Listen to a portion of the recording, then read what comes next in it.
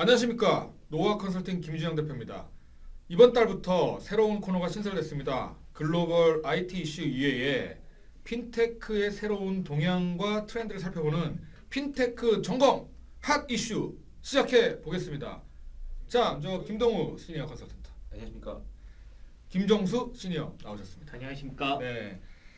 요즘 뭐 김동우 컨설턴트는 또 결혼을 앞두고 핀테크 정말 핫한 이슈인데 결혼보다 더 핫한 이슈가 또 핀테크 아니겠습니까? 그렇습니다. 네. 네. 자, 투자 트렌드 우리 김정수 시니어가 준비했나? 네, 네. 제가 먼저 좀 발표를 빨리 얘기해야 됩니다, 그죠? 예. 예, 이게 예. 시간이 많지 않습니다. 예. 그 글로벌 회계 컨설팅 펌으로 유명한 KPMG랑 그다음에 스타트업 DB 전문 사이트 CB인사이트가 바로 3월 9일 되게 따끈따끈하게 발표한 리포트인데요. 네, 그 리포트에 따르면 빨리 내용을 얘기해 주세요. 네, 2015년도에 핀테크 전 세계적으로 투자가 무려 138억 달러, 우리나라 돈으로 15조 정도. 15조 정도 네. 일어났고요. 그중에 이제 절반 이상인 77억 달러 정도가 이제 미국, 캐나다 같은 북미 지역에서 일어났고 그 뒤를 정말 유럽인 줄 알았는데 그게 아니라 아시아에서 네. 45억 아시아 달러. 시장에 대한 관심이 굉장히 네. 높아지고 있는 것 같습니다. 네. 네. 그런데 주의할 점은 아시아 시장 전체가 다 핀테크로 발전된 게 아니라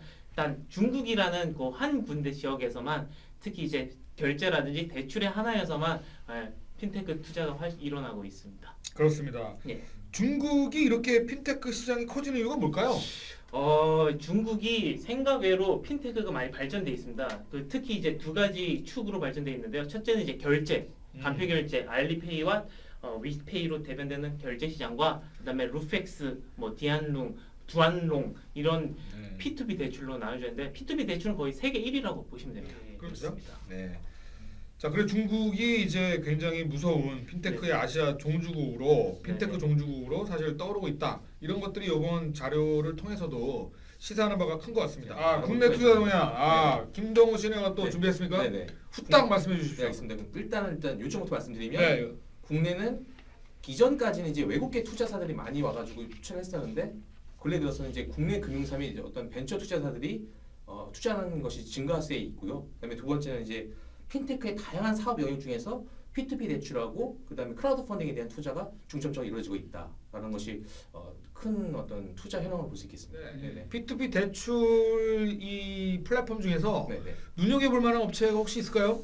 가장 눈여겨볼 만한 업체는 아마 8%라고 볼 수 있겠는데요. 네. 8% 같은 경우에는 전체 우리나라 국내 주요 업체의 누적 대출 중개액이 약 480억 원 정도 되는데 이 중에서 8% 같은 경우에는 약 창업 1년 만에 약 171억 원 정도를 돌파했거든요. 그러니까 전체 중에서 차지하고 있는 파이 크기가 굉장히 크고 그다음에 크라우드 펀딩 같은 경우에는 와리지를 좀 볼 필요가 있는데 와리지 같은 경우에는 국내 크라우드 펀딩 전체 실적이 약 30억 원 중에서 절반 가까이 이상을 차지하고 와리지가 차지하고 네, 있다. 차지하고 그리고 있습니다. P2P 대출이나 이 크라우드 펀딩 시장도 이게 약간 부익부, 빈익빈으로 갈 확률이 높다. 이렇게 또 판단할 수 있겠습니까? 그렇다고 볼 수는 그러니까 크라우드 펀딩 같은 경우는 그럴 수 있는데 P2P 대출은 좀 애매한 게 워낙 유형이 많으니까. 그렇죠. 부동산 담보 테라펀딩도 대출도 있고 있고 랜디도 있고 이러니까요. 최근에 또 모 업체는 동산을 담보로 그렇죠, P2P 그렇죠. 대출을 하려고 하는 움직임도 있더라고요. 네네, 맞습니다. P2P 대출은 고객이 원하는 유형에 따라서 네. 굉장히 다양하게 나올 수 있다. 네.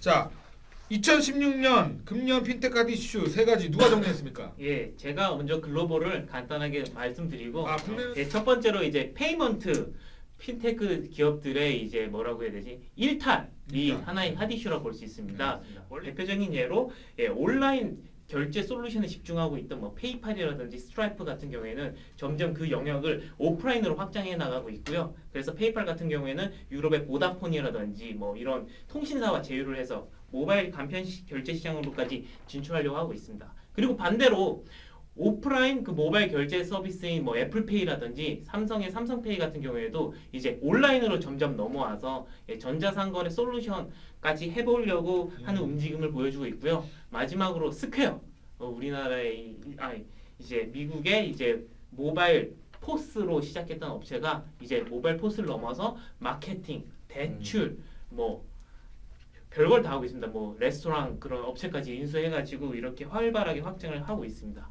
비즈니스 모델의 변화가 예. 뚜렷하게 나타나고 있는 것 같습니다. 예. 국내 정리해 주십시오.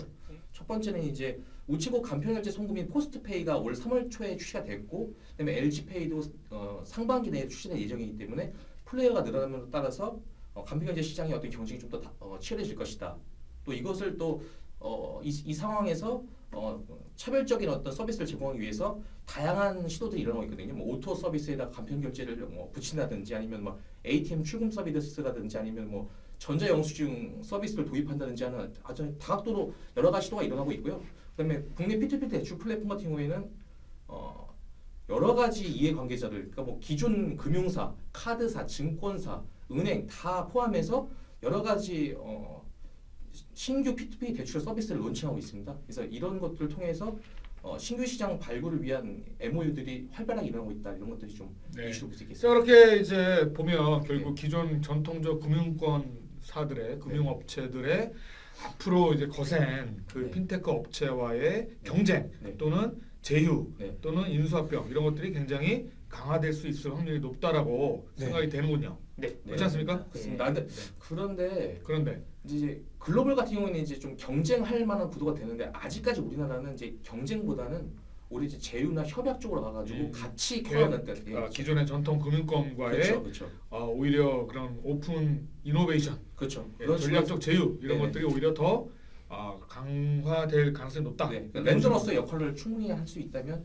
그런 식으로 성장해서 발전할 가능성이 좀 더 크다고 볼 수 있겠습니다. 알겠습니다. 자, 이상으로 국내와 글로벌 핀테크 이슈, 핫 이슈, 4월의 핫 이슈에 대해서 살펴봤습니다. 감사합니다. 감사합니다.